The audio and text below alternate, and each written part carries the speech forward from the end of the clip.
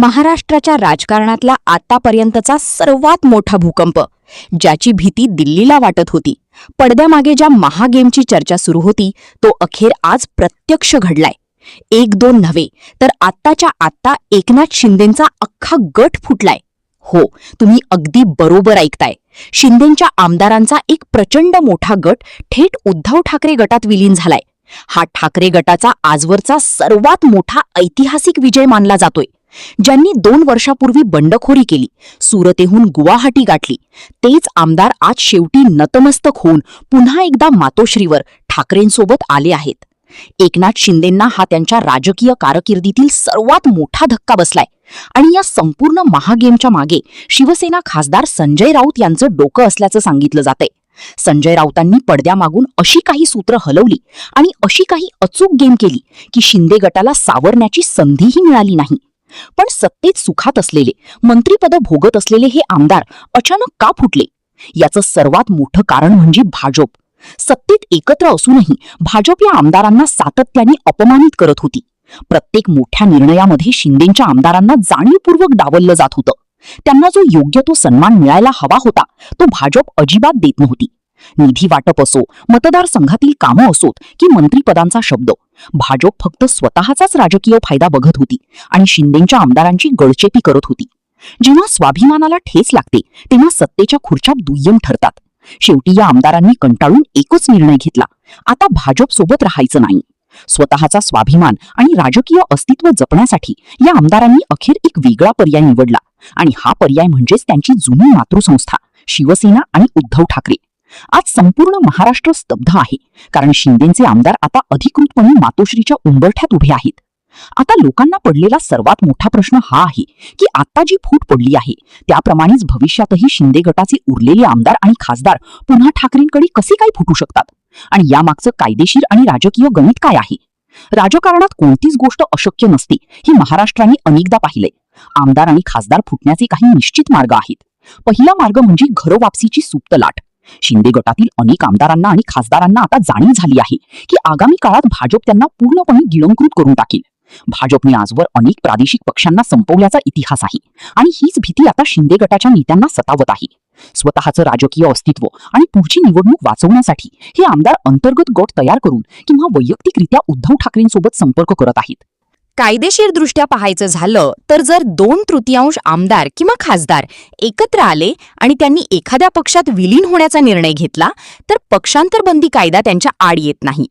दुसरा पर्याय म्हणजे जर कायदेशीर कचाट्यात पडायचं नसेल तर हे आमदार थेट आपल्या पदाचा राजीनामा देऊन पुन्हा ठाकरेंच्या शिवसेनेकडून पोटनिवडणूक लढवण्याची तयारी दाखवू शकतात.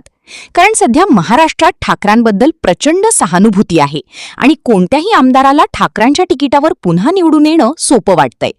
जर हे सर्व आमदार पुन्हा मातोश्रीवर आले तर उद्धव ठाकरेंकडे पुन्हा एकदा महाराष्ट्रातलं सर्वात मोठं संख्याबळ तयार होईल. ठाकरेंची शिवसेना जी आज संघर्षातून उभी राहिली आहे तिला या आमदारांच्या येण्याने प्रचंड मोठी संस्थात्मक आणि कायदेशीर ताकद मिळेल.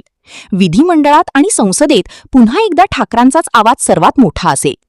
याच दरम्यान ठाकरे गटाचे खासदार फुटणार अशा चर्चाही काही विरोधकांकडून जाणीवपूर्वक पसरवल्या जात आहेत. पण विचार करा, जर एखादा खासदार फुटला तरी त्याचा तोटा नक्की काय होईल? पहिल्यांदा पाहिलं तर खासदार फुटल्यामुळे राष्ट्रीय पातळीवर आणि संसदेत ठाकरे गटाची ताकद संख्याबळाच्या दृष्टीने थोडी कमी दिसेल. विरोधकांना ठाकरेंना सोडून लोक जात आहेत अशी टीका करायला आयतं कोलीत मिळेल. यामुळे काही काळ कार्यकर्त्यांमध्ये गोंधळ निर्माण होऊ शकतो. परंतु महाराष्ट्राचा इतिहास साक्षी आहे की वरिष्ठ पातळीवरचे नेते किंवा खासदार फुटल्याने तळागाळातील मूळ मतदार आणि निष्ठावंत शिवसैनिक कधीच फुटत नाही. उलट अशा फुटीमुळे जनतेमध्ये ठाकरांबद्दलची सहानुभूती आणि जास्त वाढते, ज्याचा थेट फायदा निवडणुकीत होतो. मतदार चिडून जाऊन फुटीरांना धडा शिकवतो. म्हणजेच नेत्याच्या फुटीचा तोटा पक्षाला नाही तर स्वतः त्या फुटणाऱ्या नेत्यालाच जास्त होतो. या सगळ्या राजकीय घडामोडींमध्ये सर्वात महत्वाची आणि निर्णायक भूमिका आहे ती तळागाळातल्या सामान्य शिवसैनिकाची आणि कार्यकर्त्याची. आज महाराष्ट्राच्या कानाकोपऱ्यातल्या प्रत्येक गावागावातल्या कार्यकर्त्याची मनापासून एकच इच्छा आहे की ठाकरे गट आणि शिंदे गट या दोन्ही बाजूंनी आपले जुने हेवेदावे, आपले इगो बाजूला ठेवावेत आणि पुन्हा एकत्र यावे. कार्यकर्त्यांना अतिशय चांगल्या प्रकारे ठाऊक आहे की जर आपलीच मराठी नेते वरच्या पातळीवर आपापसात भांडत राहिले तर त्याचा थेट फायदा तिसराच पक्ष म्हणजेच भाजप घेणार आणि मूळ शिवसेना संपून टाकणार. शिंदे गट आणि ठाकरे गट या दोन्ही बाजूला असलेले लोक शेवटी एकाच रक्ताचे शिवसैनिक आहेत, बाळासाहेबांच्या विचारांचे आहेत. जेव्हा हे दोन्ही गट एकत्र येतील तेव्हाच खरी मराठी माणसाची ताकद दिल्लीच्या तख्ताला दिसेल. आजचा तळागाळातील कार्यकर्ता ओरडून सांगतोय, नेत्यांनो, जुने वाद विसरा, भाजपचा अपमान विसरा, सन्मानाने एकत्र या आणि पुन्हा एकदा अखंड शिवसेना उभी करा. कारण जर शिवसेना अखंड झाली तर महाराष्ट्राच्या राजकारणात ठाकरांचा सुवर्णकाळ पुन्हा परत येईल आणि कोणतीही परकीय ताकद महाराष्ट्रावर आणि मराठी माणसावर हुकुमशाही गाजवू शकणार नाही. मित्रांनो, तुम्हाला काय वाटतं? शिंदेच्या आमदारांनी घेतलेला हा निर्णय योग्य आहे का? आणि ठाकरे शिंदे गट पुन्हा एकत्र आले पाहिजेत का? तुमच्या प्रतिक्रिया कॉमेंट बॉक्समध्ये नक्की कळवा.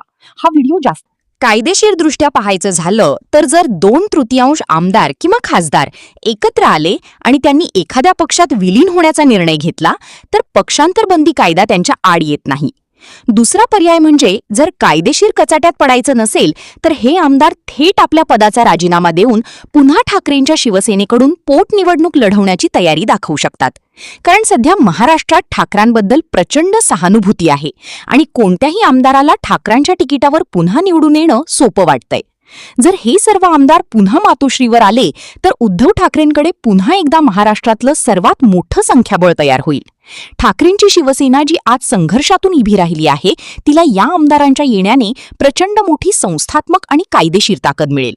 विधिमंडळात आणि संसदेत पुन्हा एकदा ठाकरांचाच आवाज सर्वात मोठा असेल. याच दरम्यान ठाकरे गटाचे खासदार फुटणार अशा चर्चाही काही विरोधकांकडून जाणीवपूर्वक पसरवल्या जात आहेत. पण विचार करा, जर एखादा खासदार फुटला तरी त्याचा तोटा नक्की काय होईल? पहिल्यांदा पाहिलं तर खासदार फुटल्यामुळे राष्ट्रीय पातळीवर आणि संसदेत ठाकरे गटाची ताकद संख्याबळाच्या दृष्टीने थोडी कमी दिसेल.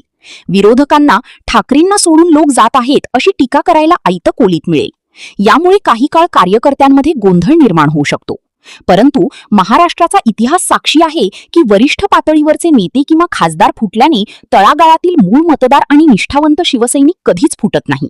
उलट अशा फुटीमुळे जनतेमध्ये ठाकरांबद्दलची सहानुभूती आणि जास्त वाढते, ज्याचा थेट फायदा निवडणुकीत होतो. मतदार चिडून जाऊन फुटीरांना धडा शिकवतो.